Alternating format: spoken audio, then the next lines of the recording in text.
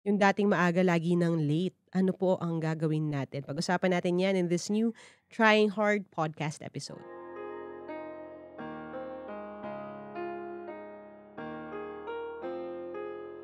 Alright, welcome to another episode of Trying Hard with Laika podcast. This is another Ask Laika episode with Madam Z. Hello. Hello. By the way, balita ko may mga nakakahanap na sa'yo sa social media. Kumusta ang mga tryhards? Hello, tryhards. Ba't niyo ako hinahanap? Dahil ba salungat yung sinasabi ko kay coach? Huwag kayong mag-alala, mukha man siyang masungit. Ay, masungit talaga ako. Tama kayo doon. Hindi carry lang. Oo, hindi naman masyado, sakto lang. Tanungin niyo yung mga kapatid niya. Tsaka tanungin ka nila. Oo. Game. Another letter. Another Anong episode. letter to? Mahabang letter. Okay. Akala ko letter. Pagod ka na ba, sis? Sorry, it's been a long day. Huwag na natin gawin yan. Yung karaoke version. Ano ba yan? Haba Okay, na intro. game. Letter from Baby Yoda. Hi, baby. Hi, Miss Laika and Boss Z. Oh, nandito ako. Nilagay niya ako. Kaya ako pinansin yung letter niya. Charot. Dahil nasa huling quarter na tayo ng 2023 at feeling ko lost pa rin ako since 2020, here I am reaching out sa inyong dalawa. I am a believer of the saying, motion before emotion. Yeah. At self-discipline. I am trying hard to live up to these, pero ang hirap. Hindi ko alam kung burnout lang ba or nagle-level up lang ang pagiging great procrastinator ko. Relate. Full-time auditor ako with 2 part-time jobs and a small business. Wow. Napansin ko since 2020, yung performance and outputs ko hindi nasing pulido at efficient compared to prior years. Actually, at times, feeling ko hindi nga rin ako effective sa work. Parang kahit bare minimum hindi ko ma-provide. Umabot na sa point na nagka-admin case na ako due to tardiness. 5 cases in just year 2022. Then up to now, nalilate pa rin ako lagi. Maraming nakapansin at nagtanong kung ano bang nangyayari sa akin. Paano ba naman? Consistent perfect attendance awardee ako for the past years. Hindi ko na rin nami-meet yung expectations sa akin sa work. I tried putting a theme to my 2023 show up, but I horribly failed it also. Now, I'm also so filled with guilt and shame. Paano ba ako makakaalis sa sitwasyon ko ngayon and eventually practice self-discipline? Thank you na agad in case mapili nyo itong letter ko. Wow. Medyo, challenging nga yun. But I love the self-awareness, by the way. So, thank you for sharing your situation, sharing your letter. I'm sure hindi ka mag-isa dito. Like, lalo na kasi patapos na yung taon Marami talaga sa atin ang gumawa ng mga resolution tapos hindi natin napanindigan. Oo, lalo na kasi yung from the pandemic, medyo 2023 yung year na okay kahit papaano. Yung medyo balik tayo sa dati. Yes, and struggle siya kasi again, past 2 years, wala kang Mahirap talaga. Iba-iba yung adjustment Tapos things are getting rougher sa traffic situation, commute situation. So, like, yung tardiness, I kind of understand. Although, I'm the type of person na, lupa kainin mo na ako pag na-late. Alam ni Zian. Like, doon ang gagaling yung, kunyari, magkakaroon kami ng away. It's because of that. Na yung, ayokong nalilate ako. But, sa akin una sa lahat, kasi you have, parang sa akin, hindi lang so much parang papunta ng too much on your plate right now. Kasi diba kung full-time auditor ka, hindi madali. Lalo na kung month end, mga period close, mga ganyan. For auditors. Tapos ang trabaho mo is very detail-oriented. Kailangan na extreme focus. Pero torn apart ka sa torn ka sa different directions dahil marami kang part-time, tas meron ka pang business. And ang business is like a child. 'Di ba? Yeah. Kasi sa akin yung business namin, business ko, para siyang baby kasi every now and then meron siyang bagong pangangailangan. 'Di ba? Oo, totoo yan. Si Madam Z nag-set up ka ng online shop natin. Parang is my logistics. Parang these are things na will constantly pull your focus from your work. So sa akin, siguro ang unang question would be, kaya ba talaga? Itong lahat. Kasi, gets ko kung kunyari nung pandemic pinanganak yung business at yung part-time eh. Yes. Kasi kunyari, kung work from home ka, kahit hindi full-time work at home, at least thrice a week, ganun, work from home ka, may mga times na masisingit mo talaga yung mga ganitong klaseng passion Kaya project. talaga. 'Di ba kaya? Oo. Kasi nasa bahay ka eh. Pero ngayon na hindi na, kung yun yung problema, yun yung struggle, you may want to revisit kung merong mga things that you would need to let go of. Kasi this could be like your body's way of telling you Yes. na it's really too much. Ako, ang tanong ko sa kanya, bakit? Bakit ang dami pa rin? Oo, Hindi. no? Kung hindi naman siya dahil sa finances, dahil kailangan mo ng more streams of income, bakit kailangang parang like, ang ganda ng Pinupuno niya yung self-awareness ano niya, niya. pinupuno niya yung Oo. araw niya masyado. Kumbaga sa akin nun, hindi lang siya dahil sa finances. May time na pwede namang hindi ko na i-accept yung job. Oo. Pero parang gusto ko lang lagi na pagod ako. Pero pre-pandemic siya eh. Kasi naka-attach yung self-worth Self-worth. namin sa pagod. Like ako rin feeling ko pag hindi ako pagod na pagod at ubos na ubos ang oras, feeling ko may ibibigay pa ako at kulang yung binibigay ko kapag hindi sobra. Pero minsan okay lang yung sapat lang eh. Ulitin ko yun for emphasis ha. Minsan feeling natin, parang pag hindi sobra, kulang. Pero hindi eh. Pag hindi sobra, minsan yun yung tama. Ay, nasasabi na po niya yan ngayon kasi sapat na lang. Yes.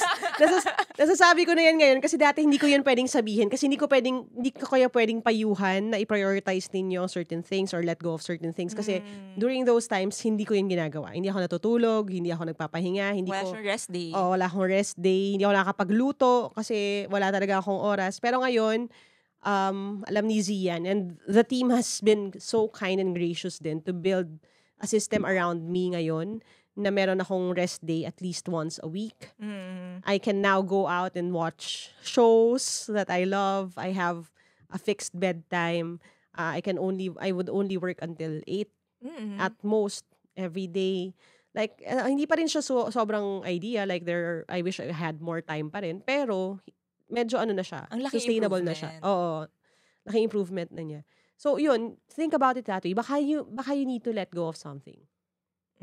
Kasi, obviously, it bugs you eh. Ito ha, sa totoo lang, may mga tao na okay lang sa kanila na pwede niya relate sila. Yes. Diba? Oo. Pero kung hindi okay sa'yo, kasi mukhang napasulat ka eh.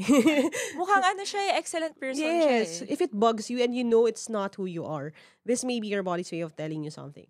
Or actually build your system not around dun sa not being late. Kasi minsan yung framing na yun, and I don't think na pag-usapan na natin to in a different episode. Siguro i-explore natin sa susunod na episodes. Pero even in the way that you frame your goals, nakakatulong siya sa mindset natin. For example, kung ang goal mo ay hindi malate, ang lagi mong titingnan na oras is, kunyari, 8 p.m. ang bondi mo, or 8 p.m. ang, may bondi clock pa ba ngayon? Pero 8 o'clock ang time in mo. Kung ang goal mo ay hindi malate, lagi mo titingnan yung 8 o'clock as your goal na dapat nandun ka na sa trabaho by 8 o'clock.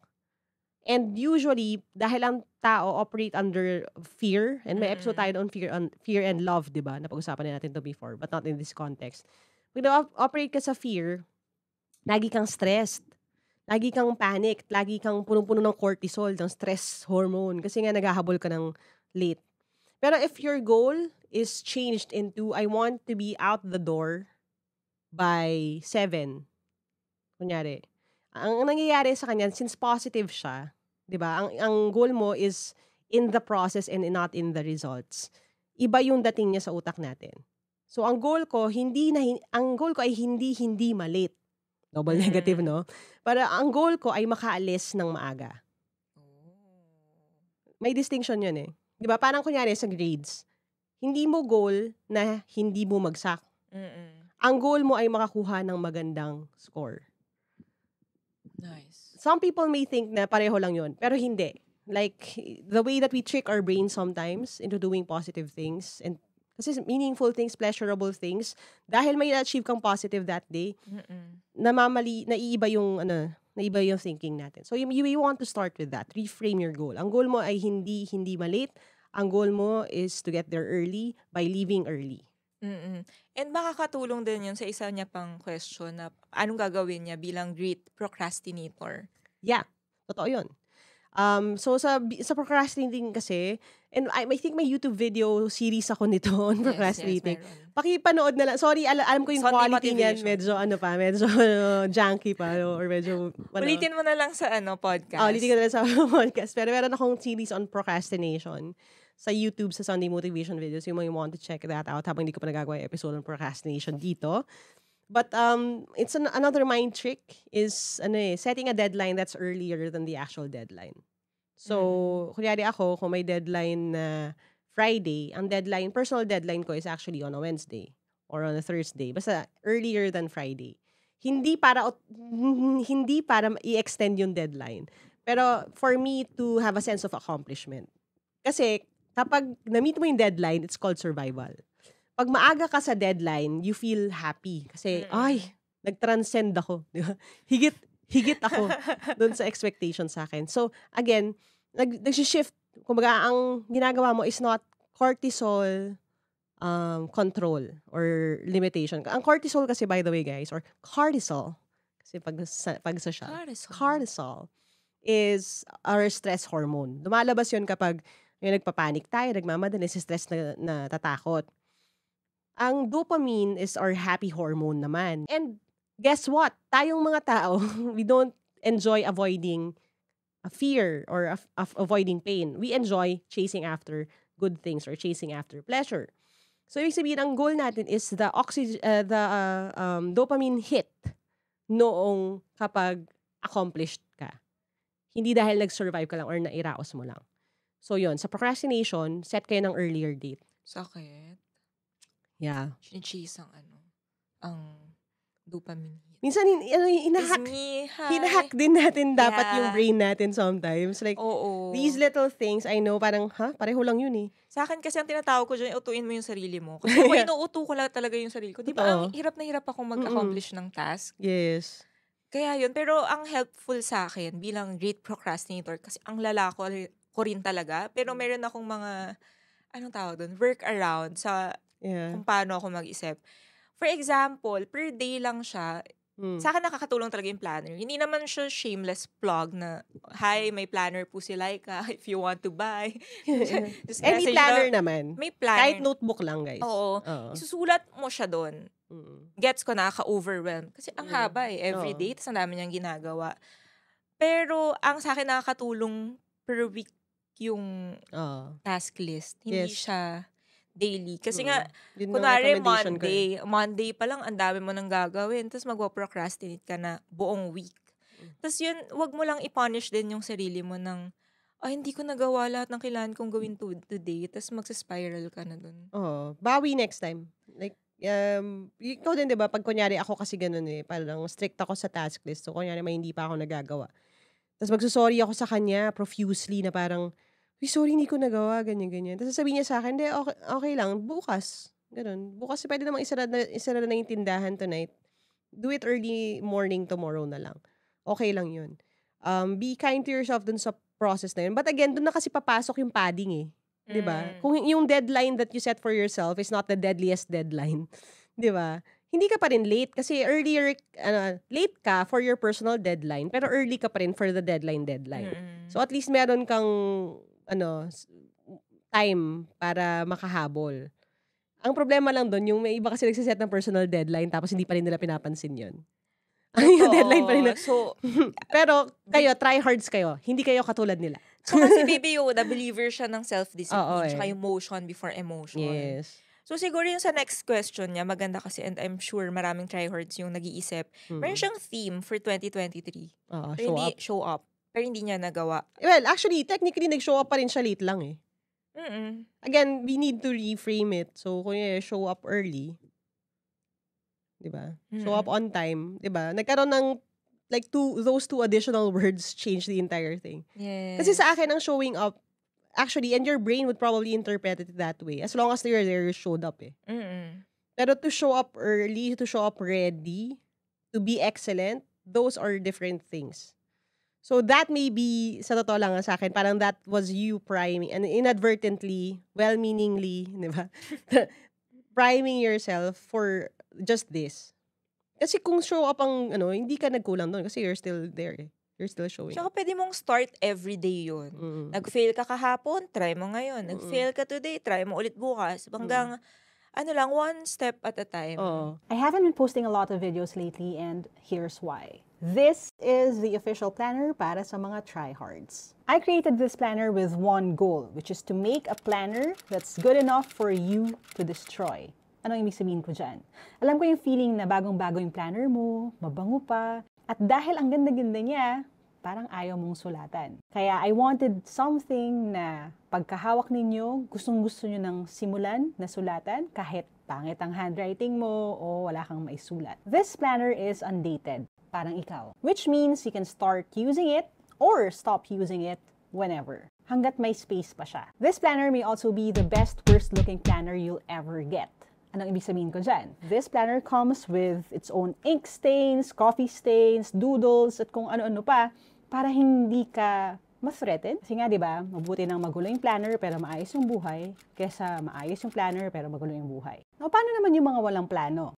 Pwede rin to sa'yo. It includes its own set of activities para matulungan ka to find kahit one goal lang for this next year. So that's it. This is the I Don't Just Try, I Try Hard planner for tryhards like me. And whether you're using this planner, another type of planner, old pages from old notebooks, or printouts like I did before, what matters most is not the planner itself, but how you use it. Use it well. Get yours today by messaging the Like Margolia Facebook page. Tsaka ito another hack pala for the brain, para din sa mga nakikinig. Ang term na ginamit niya to describe herself or himself, basta ang describe ang sarili niya is master procrastinator, tama ba?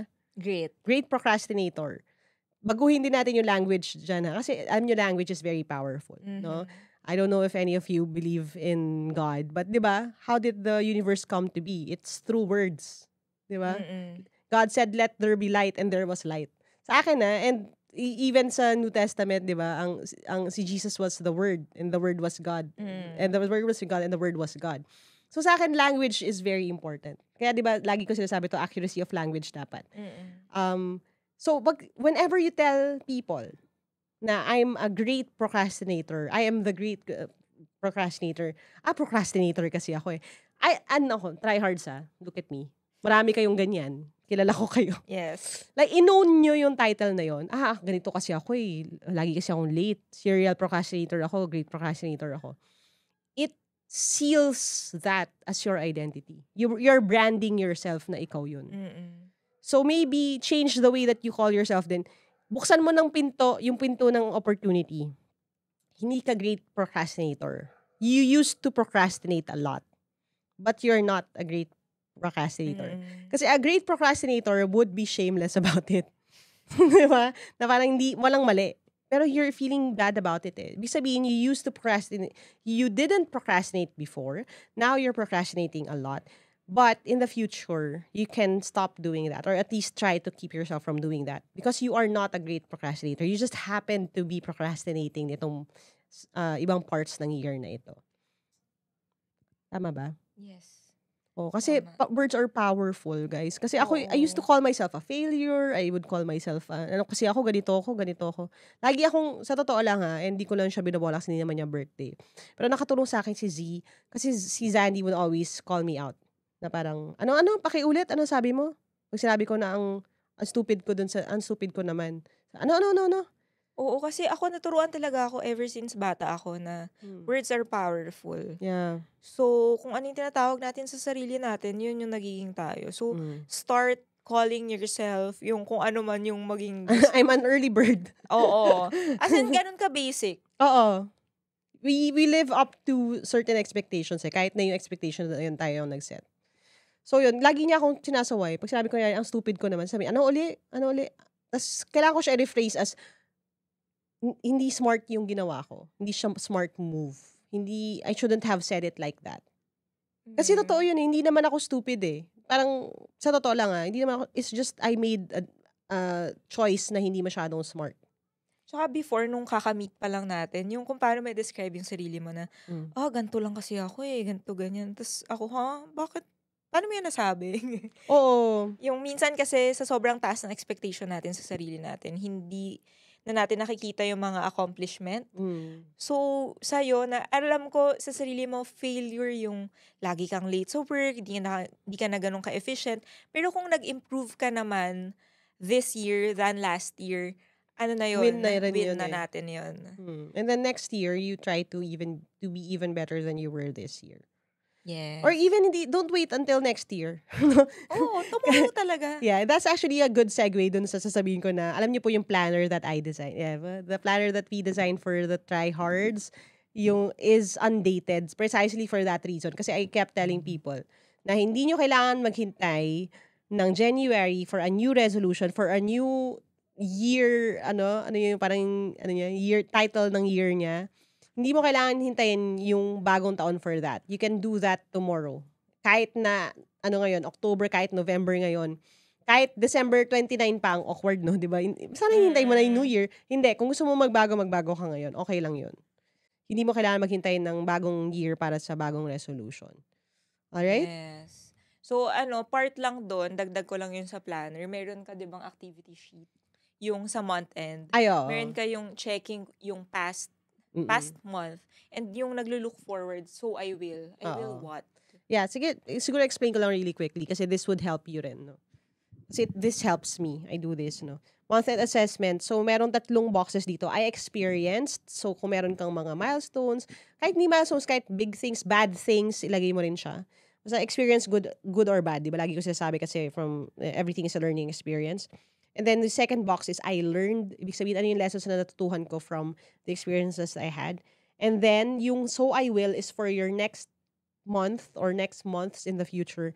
Ano yung things na napulot mo? Ano yung gagawin mo because of the things that you experienced and you learned from those experiences? Like, you can always do this. Lahat ng experiences that you have in life or even, again, end of month, you can do that. Kahit hindi nyo bilhin yung planner, gawin nyo yung exercise. That is a great way para hindi masayang yung mga lessons na yan. Yes. Tapos kunyari, hindi nag-work, ay na-late pa rin ako.